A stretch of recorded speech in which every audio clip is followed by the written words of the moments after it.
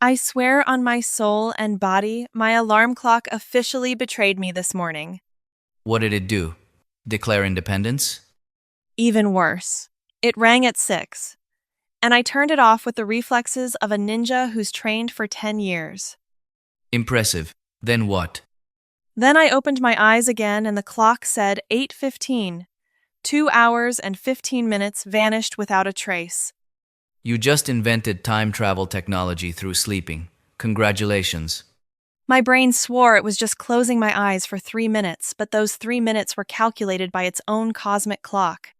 Ah, the student version of 3 minutes. Converted to real life. That's 2.5 hours, interest included. Exactly! I jumped up so fast, my cat panicked and leaped to the floor, eyes wide as marbles. The cat wasn't as shocked as the teacher when she looked down and saw you walk into class with one blue slipper and one black slipper, looking as confident as if you were debuting a fashion collection called I Didn't Have Time to Look Down. You saw that too? The whole student body saw it. You walked in like the opening act of a show Spring-Summer Nap Collection, limited edition. Oh my god. I wanted to crawl into my desk drawer and hide. That drawer would probably be a tight fit. But I have to admit, you were definitely wide awake that morning. Awake because society slapped me right in the face. At least you made it to class. Yesterday, I almost skipped because my hair was sticking up like a villain in a horror movie. You could have just worn a hat. I did, but in class, the teacher made me take it off. And?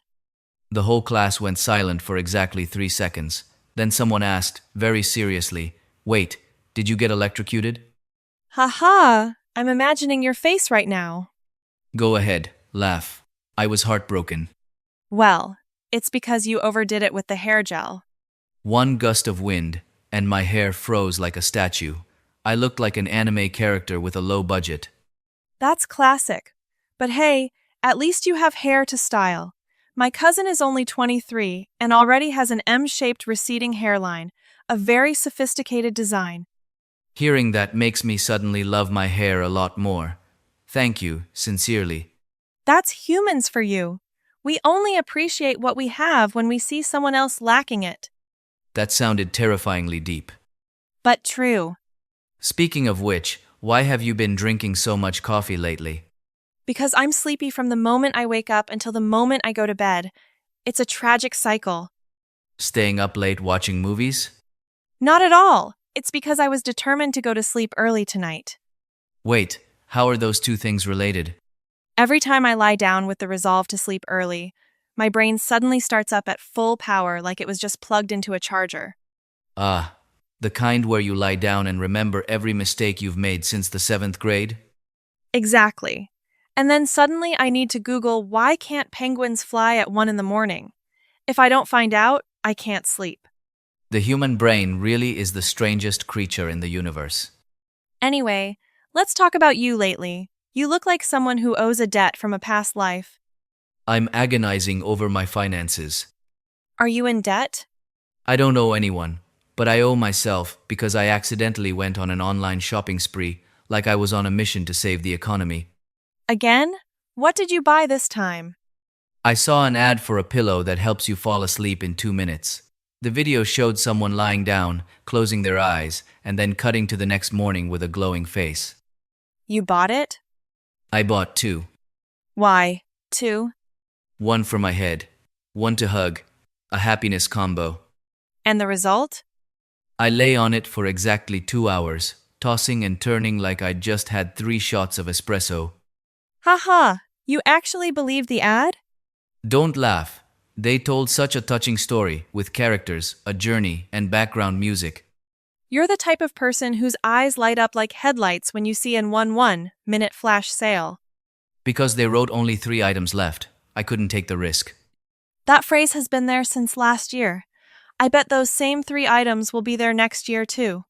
But what if it's real? If the apocalypse happened, you'd probably still be trying to apply a voucher before the earth exploded. If there's a discount, it's foolish not to buy. I truly admire you. At least I know how to save in some areas. For example? I absolutely never buy drinks at the movie theater. Because it's expensive? Because, after buying the ticket, my wallet is so thin a breeze could blow it away. That's so logical, it makes me sad for you. Have you never opened your wallet and just sat there wondering, wait, where did all my money go? Of course, especially after every snack run, looking at the receipt feels like I just signed a soul-trading pact. Snacks are the most sophisticated trap humans have ever created. One bag of chips isn't much, but I never buy just one bag. And your brain keeps whispering, just one more thing, just this once. Exactly. My brain is a champion of optimism when I'm shopping. But when I check my bank balance, it's as pessimistic as a Korean crime thriller. Adulthood is when you open the fridge just to close it again. Yesterday, I promised myself I'd eat healthy. I was very serious. And today? I ordered the largest size milk tea in the shop. Any toppings? 3 kinds: jelly, black pearls, and egg pudding. Wonderful. Your health is currently crying in a corner somewhere. But my soul is at peace. Worth it then. Life is short, Emma. Life isn't short. It's just your money that's short. Hey, what did you just say? I'm just telling the truth, buddy. No consulting fee required. Do you remember when you bought that ab workout machine? The one that promised you a six-pack? Don't, please. How many times did you actually use it? Twice. And what is its current duty in your room? It is serving its country as a high-end clothes hanger. I called that outcome from day one. But the ad had this handsome guy who got an amazing six-pack after using it. Did you think buying the machine would make a six-pack just sprout out? In that moment, my logic was temporarily out of the office and hadn't returned. Your willpower is as flimsy as a wet paper towel. At least I still have dreams. Your current dream is that workout machine hanging your shirts every morning. Beautiful. Doesn't sound too bad when you put it that way. When I was little, I always thought I'd grow up to be an extremely serious and organized person. And the reality? I eat instant noodles at 2 in the morning and then complain about being fat. And I only remember I'm on a weight loss week after I've finished eating. Turns out adults are just children with more bills to pay. That sentence hurts as much as failing a class. But it's 100% accurate. There was a time I boldly declared I would cook for myself to save on living expenses. And what did the experiment yield? I managed to burn instant noodles. What did you just say? Burned instant noodles? I forgot to add water. I was watching a video while waiting for the water to boil, then put the noodles in an empty pot and kept watching. This is a rare talent that nature only bestows upon a few special individuals. The climax was the pot smelling like burnt smoke for 3 days. Opening the lid was like opening the gates of hell. Your family was very merciful for not kicking you out into the street. My mom looked at me with the eyes of someone questioning every decision she's ever made in her life. If you live alone in the future, your kitchen is going to have many experiences. It's fine, I have a plan. Marry someone who can cook. A realistic and effective plan. No one can fault you for that. Can you cook? I can. A little. What level is a little on a scale of 1 to 10? Fried eggs without burning, pass. Noodles that aren't raw, pass. Chopping onions, though, technical skills need improvement. Improvement in what sense? I chop extremely slowly and cry like I'm reading a final farewell letter. You talk to the onion while you chop it, don't you? I just suggest that it cooperates and stops hurting my eyes. A very reasonable request. The onion probably felt very respected hearing that. Okay, that's enough. You're laughing too much. Yeah, but seriously, talking to you is like pure spiritual medicine. What's wrong with you today? Why the sudden sweet talk? I have my civilized moments once in a while. Measured in units of minutes? 6 minutes. I'm trying to break my personal record. I appreciate the effort. Thanks, you're very noble. But if I see you post an embarrassing meme of me again, this friendship will need to be renegotiated from scratch. Can't make any promises. The material is just too abundant. Alex. Alright, I'll at least pick an angle with good lighting for you. I have professional ethics. That sounds even more ominous than the first option. But honestly, these cafe sessions are really relaxing. Because no one is calling my name here to ask for homework help. And there are no deadlines looking at me with judgmental eyes. Just sitting, talking about random stuff, it makes life feel a lot lighter. Adults always say school years are the most carefree of your life. They must have forgotten the feeling of being called to the board when you haven't studied that heart-dropping into your stomach feeling. Or the suspense of watching the teacher hand back tests while they wear a mysterious smile. That smile is scarier than any horror movie I've ever seen. I'm quite disappointed in this class. You hear that and you just want to seek asylum in another school. Yet somehow we survived it all. Survived sometimes in the literal sense. Even if it was with a lot of foolish moments. Not a lot. It was dense, thick, deep-layered foolishness. But it was fun. Yeah, it really was. Hey, Alex, let me ask you something. For real. Seriously. I can tell by your face that this question isn't simple. Ask away. Have you ever liked someone really liked them before? Yes. Oh? That was fast. Because I know no matter how I answer, you'll ask for more. Might as well save time. Accurate observation. Tell me everything. Back then, I liked someone for almost a whole year. A whole year? I thought you were the type to like someone for 3 days and then forget them like a Wi-Fi password. No way.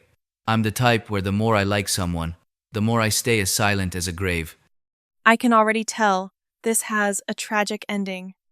Spot on. For the first 3 months, I just sat there practicing how to start a conversation. My hands were literally shaking. No acting required. And how did they react? They replied, "Who is this?" Oh my God, haha. No, I can't. I knew you'd laugh. You spent a whole year mentally preparing, then sent a text, and they asked, "Who is this? This is the best tragic short film I've ever heard." And I even had the quick wit to pretend I sent it to the wrong person, just to escape the scene. You're the kind of person who digs a hole for yourself, jumps in, and then builds another level of hole underneath. At least I dared to message. Act first. Regret later, that's the spirit. Barely dared, but it counts. Your turn. Don't tell me you've never had a crush. Of course I have. I can see the drama on your face already. Tell me. I once liked someone just because they lent me a pen. School romance is truly a poetic realm no one understands. It wasn't poetic at all. It was a surprise test. The whole class was silent as a tomb. I had no pen, and I was turning pale as a ghost. And they appeared like an angel in the middle of the exam? They handed me the pen so calmly, as people do. But in my head right then, the movie soundtrack kicked in. A gentle breeze blew, the lighting softened. I can picture it. Very cinematic. From that day on, I looked at them as if they were glowing like a main character glow. And where did it go from there? 2 days later, they didn't even remember what my name was. Ouch. That hurts. But when I like someone, I overanalyze everything. My signal analysis system runs 24/7. In what way? Be specific. If they looked at me for longer than 2 seconds, my brain immediately concluded, that's it, they definitely like me. Your brain opens its own romantic film studio. I even imagined all the way to the wedding, in detail. The location, the flower colors, the song. From a borrowed pen to a wedding, that's quite a leap. Everyone who has a crush is like that. Don't pretend you aren't. I completely agree. How about you? You must have overanalyzed things like that too. One time they liked my story with a heart. That's pretty normal, isn't it? But it was a red heart. And I showed that heart to my best friend for a whole week. We analyzed every angle. Alex, that's just a button on a phone. You don't understand. When you really like someone, a single period becomes a code that needs to be decrypted. Actually, I do understand. They ask, "Have you eaten?" Simple as that, and my brain starts mapping out our future. Haha, yes, totally true. Love is a virus that paralyzes human logical thinking. I once spent 30 minutes analyzing the word OKK, 2Ks. 2Ks, and I kept thinking, why the extra K today? Are they happier with me or trying to emphasize something? What did the analysis reveal? My friend heard it and said, they probably just hit the button twice by mistake. One sentence, and a whole castle of hope is demolished. But people with crushes are very good at building castles out of sand. A true talent. I also had a phase where I tried to act mysterious to get attention. That sounds dangerous. Go on. I posted a completely black story with sad music, a perfect script. Classic. Classic to the point of being legendary. My crush actually reacted. They messaged me. Oh ho, the plan is working. Then what? They asked, wait, is your phone screen broken? Haha, that person is so practical. I both admire them and pity you at the same time. I wanted to faint right there. Just faint, no need for medical help. How did you handle it? I tried to maintain the mysterious image by replying, it's nothing, cold voice, exactly like a character. While inside, you were running a multi-episode tragic drama. Exactly 100%. Have you ever tried to act cool in front of your crush? Be honest. Yes, and the price I paid was heavy. Tell me now. I need to hear this. That day, I tried to walk past as naturally as possible light steps, head forward, full of charisma. And? I tripped on a step. Not a little trip, a full-on trip. No way. Really? 100% real, and I tried to stand up like nothing happened, kept walking, face composed. Did they see it all? They saw everything, and they even asked very gently, are you okay? Then what did you say? I said fine, while my eyes were tearing up because it hurt like crazy, and I wanted to sit down and cry. Haha, classic pride, dying before admitting defeat. What about you? Surely you've had a debut that didn't go according to the script. There was a time it was raining, and I saw her standing outside without an umbrella. The ideal moment to show off. That sounds so cinematic, so romantic. I ran out to share the umbrella and slipped and fell right in front of her.